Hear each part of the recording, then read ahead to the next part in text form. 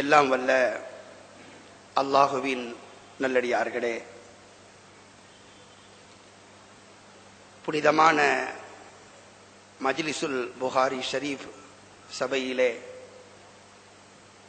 புனிதமான இந்த மாதத்திலே ஒவ்வொரு நாளும் சஹீஹுல் புகாரி ஓதப்பட்டு அதற்கான சிறப்பான விளக்கங்கள் வழங்கப்படக்கூடிய இந்த புனிதமான மஜ்லிஸிலே ஒன்று கூடியிருக்கக்கூடிய சங்கைக்குரிய உலமா பெருமக்களே, இந்த ஊருடைய சமுதாய முன்னோடிகளே, ஆன்றோர்களே, சான்றோர்களே, பெரியோர்களே, தாய்மார்களே, இளைஞர்களே, சகோதர சகோதரிகளே, எல்லாம் வல்ல அல்லாஹுவின் பேரருள் நம் யாவர் மீதும் என்றென்றும் நிறைவாக சூழட்டுமாக என்று நான் ஆரம்பத்திலே துஆ செய்து கொள்கிறேன். புனிதமான இந்த மஜ்லிஸுல் புகாரி ஷரீஃப் சபையிலே 26ஆம் நாளாகிய இன்று ஓதப்பட்ட சஹீஹுல் புகாரியினுடைய மணி வாசகங்களுக்கு விளக்கங்கள் வழங்குகின்ற வாய்ப்பை வல்ல அல்லாஹ் எனக்கு வழங்கியிருக்கிறான். இந்த உன்னதமான வாய்ப்பை வழங்கிய வல்ல அல்லாஹுக்கே எல்லா புகழும். அல்ஹம்துலில்லாஹ். இந்த புனிதமான மஜ்லிஸிலே நாம் எல்லாம் அல்லாஹுக்காக, அவனுடைய ரசூல் முஹம்மது ஸல்லல்லாஹு அலைஹி வஸல்லம் அவர்களுக்காக,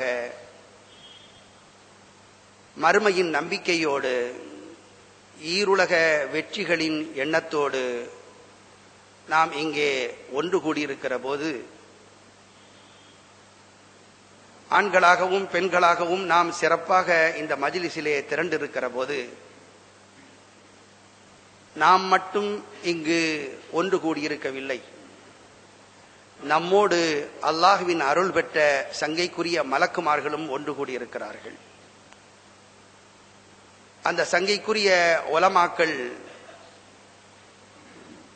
மிகுந்த சிரமங்களை எடுத்து உருவாக்கி இருக்கக்கூடிய இந்த மஜ்லிஸிலே, இந்த இடத்திலே கடந்த காலங்களில் 80 வருடங்களுக்கும் மேலாக எத்தனையோ மாமனிதர்கள், சிறப்பு வாய்ந்த வழிகாட்டிகள், மகான்கள், இறைநேச செல்வர்கள், இவர்களெல்லாம் இந்த இடத்திலே நின்று சன்மார்க்க செய்திகளை வழங்கியிருக்கிறார்கள். அவர்களுடைய வரிசையிலே பூவோடு சேர்ந்து நாரும் மணக்கும் என்ற வகையிலே எனக்கும் இந்த வாய்ப்பை அல்லாஹு தஆலா வழங்கியிருக்கிறான். அல்லாஹுக்கு நான் முழுக்க முழுக்க நன்றி செலுத்த கடமைப்பட்டிருக்கிறேன். கடந்த காலங்களிலே பெரிய பெரிய உலமாக்கள், நஹவி ஆலிம் போன்றவர்கள், சையத் ஆலிம் ஷா போன்றவர்கள், ஷாவன் ஆலிம் ஷா போன்றவர்கள், இப்படி பெரிய பெரிய உலமாக்கள் எல்லாம் இந்த மஜ்லிஸை கட்டி காத்திருக்கிறார்கள். அவர்களுடைய பெயர்களை எல்லாம் வரிசையாக எடுத்துச் சொல்வதற்கான வாய்ப்பு இல்லை. அவர்கள் நின்ற இடங்களில், அவர்கள் எடுத்துச் சொன்ன இந்த மஜ்லிஸிலே எனக்கும் இந்த வாய்ப்பு கிடைத்திருக்கிறது. கடந்த காலங்களில் இந்த மஜ்லிஸின் நிகழ்வுகள் பற்றி, இங்கு கூறப்பட்டிருக்கின்ற கருத்துக்கள் பற்றி பல கோணங்களில் விமர்சனங்கள் செய்தவர்களில் நானும் ஒருவன். என்பதையும் நினைத்து பார்க்கிறேன். ஆனால் அல்லாஹு தஆலா அதிலிருந்து என்னை காப்பாற்றி மீட்டெடுத்து இந்த இடத்திலே நின்று பேச வேண்டும் என்ற ஒன்றை, ஒரு விதியை அல்லாஹ் ஏற்படுத்தியிருக்கிறானே, இந்த விதி நல்ல விதியாக எனக்கு அமைந்திருப்பதை எண்ணி பூரிப்படைகிறேன், மகிழ்ச்சி அடைகிறேன். உங்களுடைய துஆக்களின் வழியிலே எனக்கு இந்த பாக்கியம் கிடைத்ததற்காக அல்லாஹுக்கு நான் நன்றி செலுத்த கடமைப்பட்டிருக்கிறேன். அன்பானவர்களே, இந்த மஜ்லிஸிலே நான் ஹதீஸ் சொல்ல வேண்டும், உரை நிகழ்த்த வேண்டும் என்ற கருத்து உருவாகி இருக்கிறது. அந்த கருத்து உருவாகி மலர்ந்து அது கனிந்திருக்கிறது. அழைக்கப்படலாமா வேண்டாமா என்று சில கருத்து வேறுபாடுகள் இங்கு ஏற்பட்டிருக்கின்றன உலமாக்களுக்கு மத்தியிலே. வேண்டாம் என்று சொன்னவர்களும் உண்டு, அழைக்கப்படலாம் என்று சொன்னவர்களும் உண்டு. அழைக்கப்படலாம் என்று சொன்னவர்கள் எந்த நல்ல நோக்கத்தில் சொன்னார்களோ, இப்போது வேண்டாம் என்று சொன்னவர்கள் அதே நல்ல நோக்கத்தில் தான் சொல்லியிருப்பார்கள். யாருடைய எண்ணத்தையும் நான் குறைத்து மதிப்பிட விரும்பவில்லை. அவர்கள் அனைவரும் எந்த நல்ல நோக்கத்தின் அடிப்படையில் சொல்லியிருப்பார்கள் என்று நான் நினைக்கிறேனோ, அந்த நல்ல நோக்கத்தை அல்லாஹு தஆலா முழுமையாக கபூல் செய்வானாக என்று இந்த நேரத்திலே துஆ செய்ய கடமைப்பட்டிருக்கிறேன். நானாக இதை ஊக்குவிக்கவில்லை. இதில் ஆர்வப்பட்டு நானாக யாரையும் நேரடியாகவோ மறைமுகமாகவோ தூண்டவும் இல்லை. நான் இந்த விஷயத்தில் மிகவும் நிதானித்துத்தான் நடந்து கொண்டேன். சமுதாயத்திற்கு மத்தியில் குழப்பங்கள் நிகழக்கூடாது, நிகழ்ந்தால் அது வளரக்கூடாது, சமுதாய ஒற்றுமை நிகழ வேண்டும் என்பதில்தான் நான் அதிக ஆர்வம் எடுத்துக்கொண்டேன். உங்களுக்கு தெரியும்,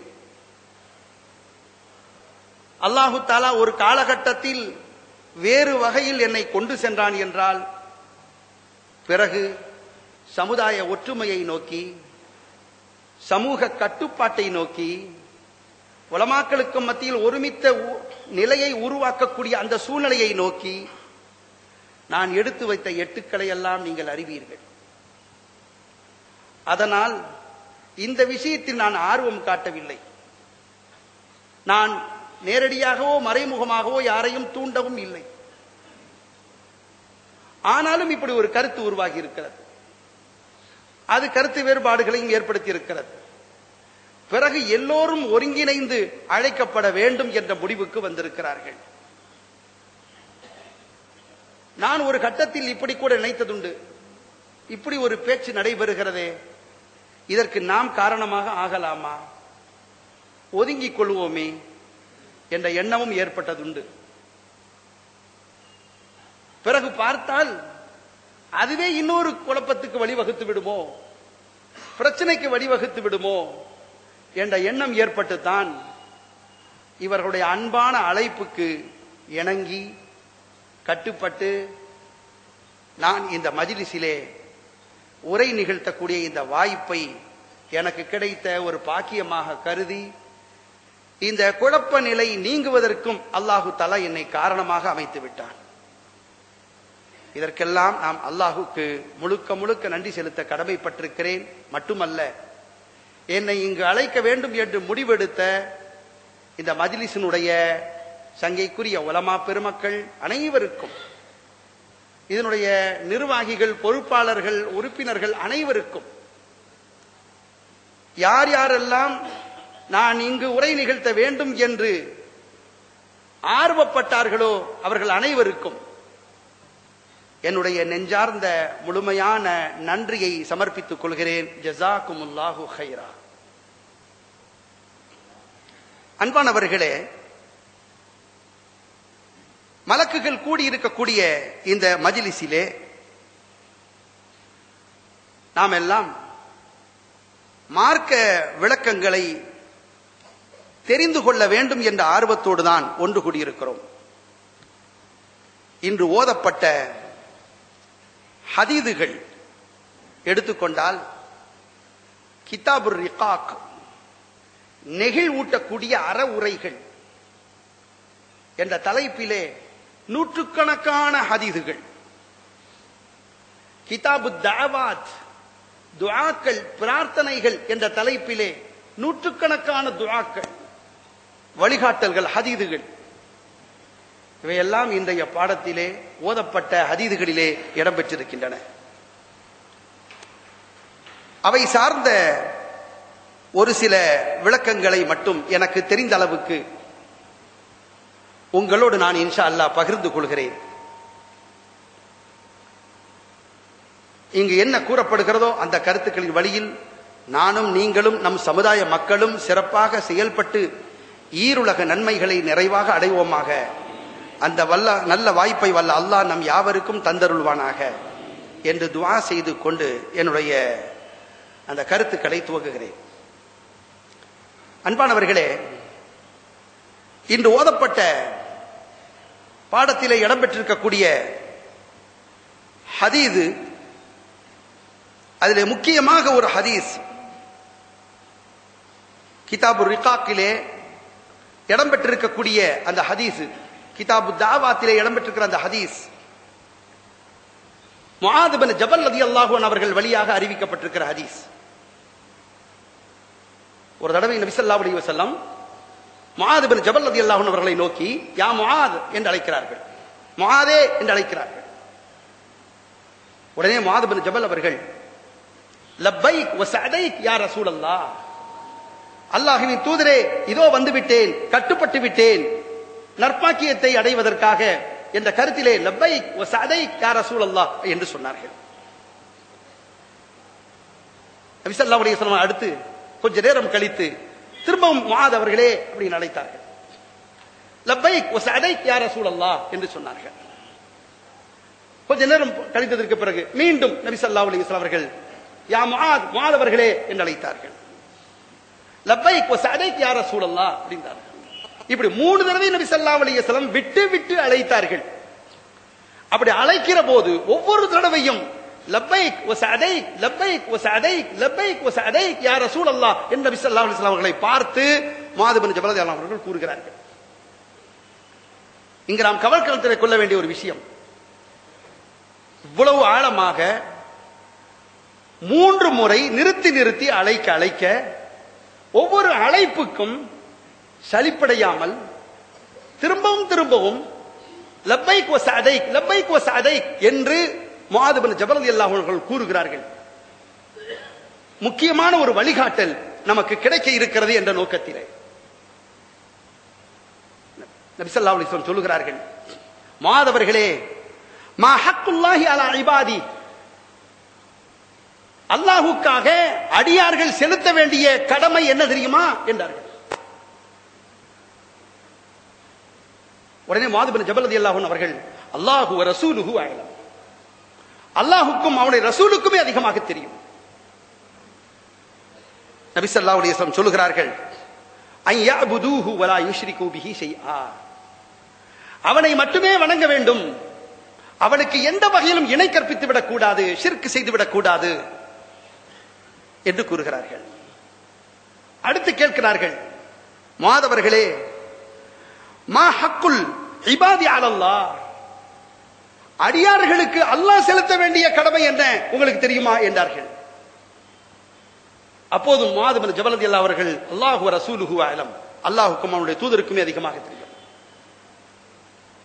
நபி ஸல்லல்லாஹு அலைஹி வஸல்லம் சொல்லுகிறார்கள், அல்லா யுஅذிபஹும், அல்லாஹ்வை மட்டுமே வணங்கி அல்லாஹ்வுக்கு எந்த வகையிலும் இணை கற்பிக்காமல் இருக்கிறார்களே அவர்களை அவன் வேதனை செய்யாமல் இருப்பது என்று நபி ஸல்லல்லாஹு அலைஹி வஸல்லம் அவர்கள் குறிப்பிட்டார்கள் என்ற செய்தியை இன்று ஓதப்பட்ட பாடத்திலே பார்க்கிறோம். இந்த ஹதீஸ் நமக்கு தெரிவிக்கக்கூடிய முக்கியமான வழிகாட்டல் என்ன? இந்த உலகத்தில் அல்லாஹ்வை மட்டுமே வணங்க